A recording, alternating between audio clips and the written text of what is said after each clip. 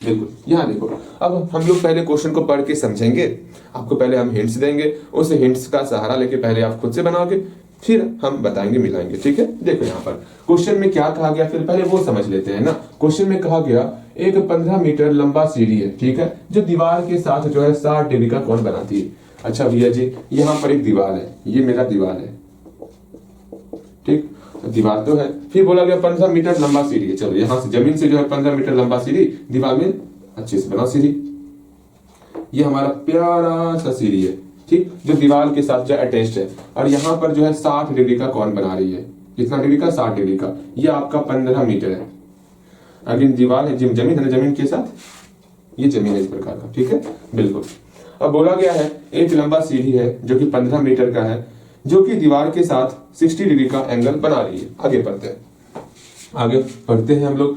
दीवार के उस बिंदु की ऊंचाई ज्ञात कीजिए। हमको बोला गया ये नहीं कि दीवार की ऊंचाई ज्ञात कीजिए, बिल्कुल नहीं, दीवार के उस बिंदु तक की ऊंचाई ज्ञात करना है, मतलब यहां से लेके यहां तक का ही ऊंचाई ज्ञात करना है आपको, ठीक, ये एच ज्ञात करना है। जहां सीढ़ी दीवार को स्पर्श करती है, जहां पर ये सीढ़ी जो है इस दीवार को स्पर्श करती है, वहां तक आपको ऊंचाई ज्ञात करना है, इस एच का वैल्यू ज्ञात करना है। बिल्कुल, यहां तक समझ में आ गया। क्वेश्चन पढ़ोगे तो यहां तक समझ में आ जाएगा। एक बार फिर से हम क्वेश्चन पढ़ देते हैं, आपको समझ में अच्छे तरीके से आएगा। एक 15 मीटर लंबी सीढ़ी दीवार के साथ 60 डिग्री का कोण बनाती है। 15 मीटर लंबा सीढ़ी दीवार के साथ 60 डिग्री का कोण बना रही है। तो दीवार के उस बिंदु को ज्ञात कीजिए, दीवार के उस बिंदु को ज्ञात कीजिए जहां सीढ़ी दीवार को स्पर्श करती है, जहां पर सीढ़ी जो है दीवार को स्पर्श कर रही है। हम जान रहे हैं क्या, ये हमारा कर्ण है, ठीक है, ये हमारा कर्ण है जो कि सीढ़ी है। अब यहाँ पे लंब कौन है, आधार कौन है, ये आप बता सकते हो। भैया जी हम बता सकते हैं लंब कौन है और आधार कौन है। कैसे बताएंगे?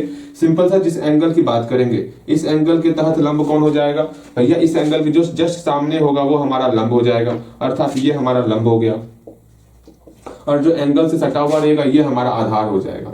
हाँ भैया, ये मेरा आधार हो गया, ठीक। हमको बस इसी का ऊंचाई निकालना है, इसको हम कुछ मान लेते हैं, ऊंचाई को x y कुछ भी मान लो। हम जानते हैं लंब को हम लोग p से डिनोट करते हैं, आधार को हम लोग b से डिनोट करते हैं, हमको b का वैल्यू बताना है, ठीक, ये आपको पता होगा। और कर्ण को हम लोग h से मतलब हाइपोटेनस से डिनोट करते हैं। हाँ भैया ये तो पता है। अब यहाँ पर हम लोग एक काम करेंगे, क्या हम सिखाए हुए हैं आपको, क्या सिखाए हुए हैं सोचो। ये बताओ ऐसा कौन सा फॉर्मूला है जिसमें कर्ण आता है, जिसमें कर्ण आता है, हमको ये निकालना है, और आधार आता है, ऐसा कौन सा फॉर्मूला है बताओगे तो? भैया जी हमको याद कहाँ है? देखो मैं समझाता हूँ। अगर हम साइन थीटा की बात करें, फिर कॉस थीटा की बात करें, और टेन थीटा की बात करें, समझोगे। साइन और कोस में हमेशा हमको डिवाइड करना पड़ता है, किससे? हाइपोटेनस से, कर्ण से डिवाइड करना पड़ता है। किससे? इस कर्ण से डिवाइड करना पड़ता है साइन थीटा और कोस थीटा में। इस बात को पहले दिमाग में रखना है, ठीक। साइन है ना, हाँ साइन है। कॉस है ना, कॉस और बेस कुछ सिमिलर साउंड हो रहा है, ठीक है, अर्थात कॉस में यहाँ पर आधार आएगा, बेस आएगा, यहाँ पर बेस आ गया। साइन में यहाँ पर p आएगा, परपेंडिकुलर आएगा। वैसे लाल कक्का से हम लोग ध्यान में रख सकते हैं, वैसे भी ध्यान में रख सकते हो आप। वैसे हम आपको ये समझाए हुए हैं, बेहतर तरीके से समझाए हुए हैं। टेन थीटा को हम लोग बोल सकते हैं, क्या बोल सकते हैं भैया जी? टेन थीटा को सिंपल सा लंब बटे आधार बोल सकते हैं, p बटे b बोल सकते हैं, लंब बटे आधार। तो यहाँ पर हम देख रहे हैं हमको क्या क्या चाहिए, हमको कर्ण चाहिए और आधार चाहिए, अर्थात h और b चाहिए। h और b किस कौन से फॉर्मूले में है? इस वाले फॉर्मूले में है। तो हमको cos थीटा लेके चलना होगा। सिंपल से हम बोलेंगे cos थीटा इक्वल टू, क्या जानते हैं हम लोग फॉर्मूला?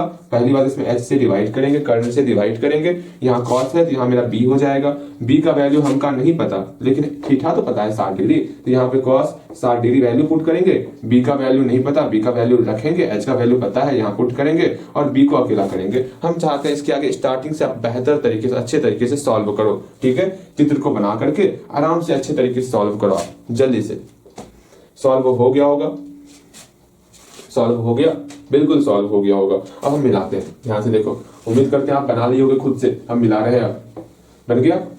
बोलो हाँ। हाँ भैया मेरा बन चुका है, जल्दी जवाब आना चाहिए। भैया जी कब का बना लिए हैं? भैया तो बना ही लिए है ना, आप बनाए हो, बन गया होगा। देखो देखो, मिलाओ, समझो। बनाना है पहले खुद से, मैं बार बार बोल रहा हूँ। देखो बन गया होगा, मिलाओगे आप। सिंपल से यही चित्र आपको बना लेना है। चित्र बनाने के बाद यहाँ लिखोगे हियर, यहाँ पर जो है cos 60 जो है वो बराबर होगा cos 60 किसके बराबर होगा भैया जी? cos 60 आधार बटे कर्ण के बराबर, अर्थात b बाय p के बराबर होगा। ठीक है, आधार का वैल्यू तो नहीं पता हमको, नहीं पता, लेकिन हमको इतना पता है cos 60 बोला गया है। cos 60 का वैल्यू क्या होता है ये हम लोग जानते हैं। भैया जी हम कहाँ जानते हैं यार?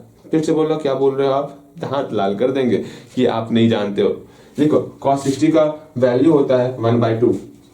ठीक है, अगेन अगेन अगेन बी का वैल्यू नहीं पता, आधार का वैल्यू तो नहीं पता, नहीं पता। अगेन पी का वैल्यू यहाँ एच होगा ना, एच से डिवाइड करते हैं ना, क्या करते हो? ठीक, एच क्या होगा भैया जी? एच मेरा 15 होगा, यहाँ पे 15 लिख ली। अब यहाँ से बी का वैल्यू अकेला करना है, करते हैं ना, इसमें क्या दिक्कत है? आराम से बी को इधर ही रखेंगे, समझना। इस 15 को बराबर की साइड लेते आते तो 15 इधर आ जाएगा, 15/2 बी का वैल्यू हो जाएगा, बिल्कुल। वरना दिक्कत हो रहा है, पूरे के पूरे टर्म को इधर लेते आओ, b/15 = 1/2 हो गया।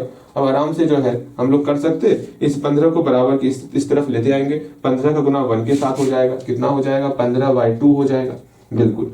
ये हमारा मीटर में दिया हुआ, तो यहाँ पर मीटर में हो जाएगा, अर्थात आधार का जो वैल्यू होगा वो आधार का वैल्यू हो जाएगा हम लोग का 7.5 मीटर। यहाँ पर लिख देंगे, अतः दीवार की ऊंचाई, अतः दीवार की ऊंचाई जहां सीधी दीवार को स्पर्श करती है,